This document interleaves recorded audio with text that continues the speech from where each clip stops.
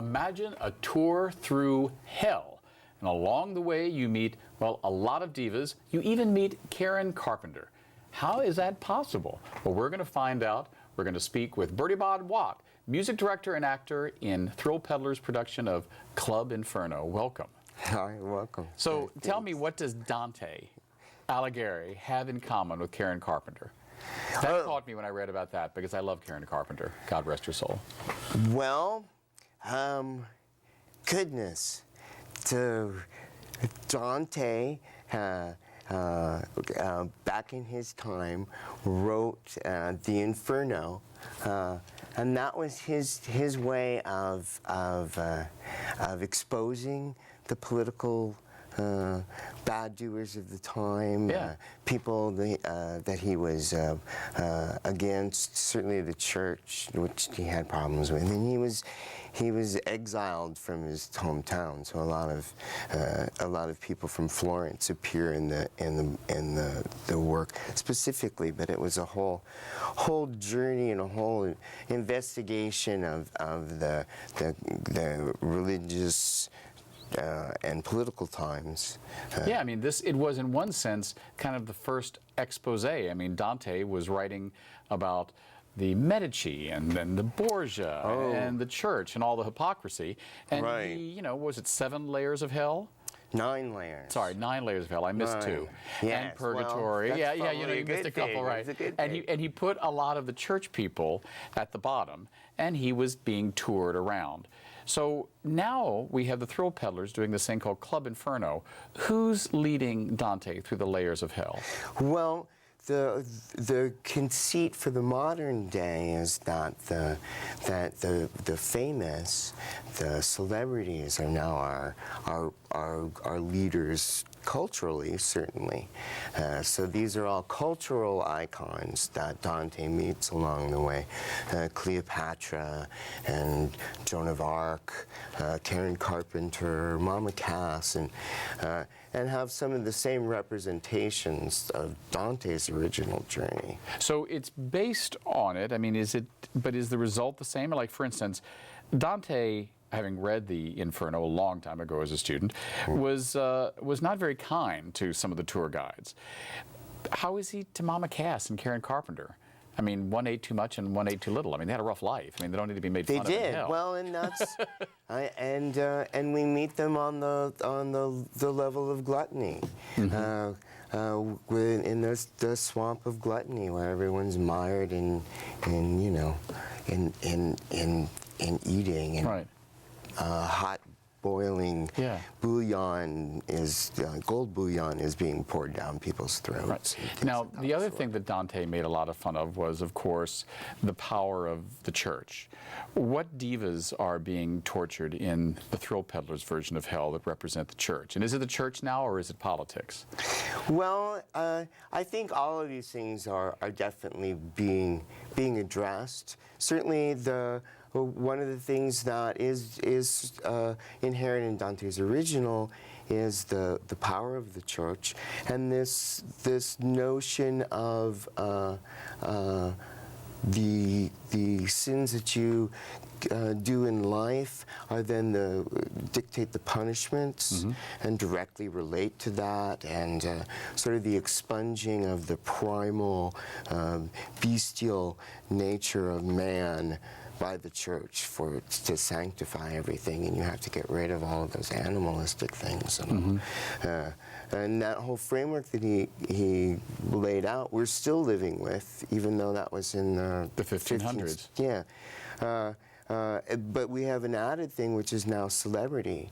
And people known for celebrity that are, I mean, arguably, probably some of the leaders then were famous just because of who they were. Well, yeah, I mean, they had Machiavelli and all those other people in the 16th century. Those, I mean, I think some of those people, I think, were masterminds, and I think there were then other people who were just despotic, born into a good family, and that's the Borgias. The Borgias and they the Medici, argue, yeah, for sure. So all of this is very deep. I mean, Dante is about as deep an allegory as you can get. How did we get from Dante to having a musical comedy on stage at the Hippodrome in San Francisco? It doesn't seem like a light musical comedy. Well, Kelly Cattell came up with the idea, and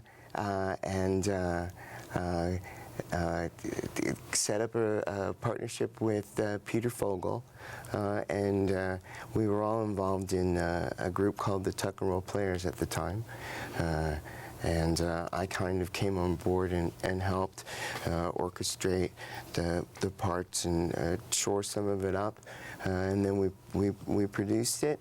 And there's certainly a lot of back thought, but whether or not you remember it or have read it or don't read it. So you don't think so one doesn't need, I don't think it's erudite or yeah, heady it's not or, requisite for us to know 16th century Florence to take away the message of Club Inferno.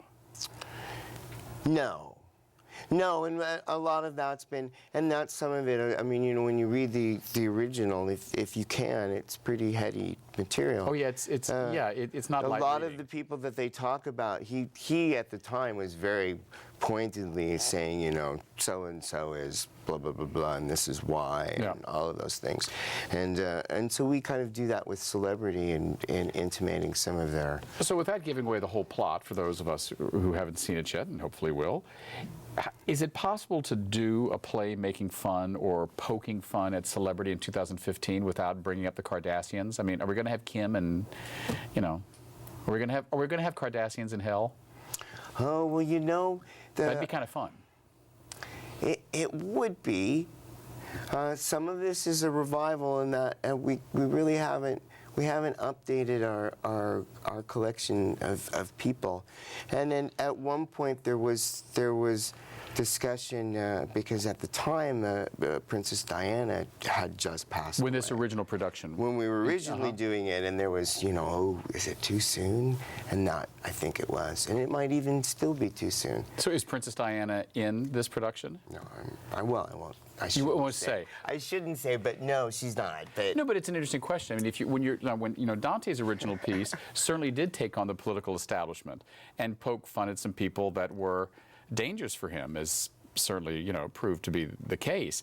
Are there any people here that you think are in Club Inferno on one of the 9 layers of hell that maybe people will go, oh boy, that's a little edgy? oh, there have been some people who've taken offense to it. Most of it's satirical, and you know, more the eye-rolling kind of stuff rather than gruesome. Right. Gruesome torture. Well, I mean, anyone who goes to see a Thrill Peddlers production, they're not likely to get up and walk out. I mean, they know what they're getting, correct? Well, and there's not going to be any real fires. There's no one's going to be really burned. So it's much more a musical. It's really much more of a rock show, if anything. So tell me about the music. What is the music like, and is it all original? It's all original lyrics by both Peter and Kelly, and Peter wrote the music. They're all rock songs, different styles. Yeah. Any particular that you like? I like them all. I think they're all great. I like some of them. They're homage to songs that you might maybe recognize. So I might get a Karen Carpenter medley in there? You might hear some Karen Carpenter sounding Lyrics, something like that. lines, but not necessarily. We're not going to do. We're not going to do We've Only Just material.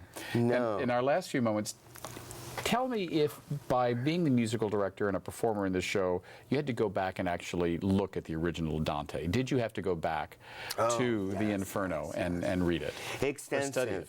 Well, and then it's, you know, it dictates the whole piece. There's one of the lustful, the first level you reach, there's huge winds, and part of the punishment of hell for being lustful and engaging in corpuscence is that you can't touch anybody.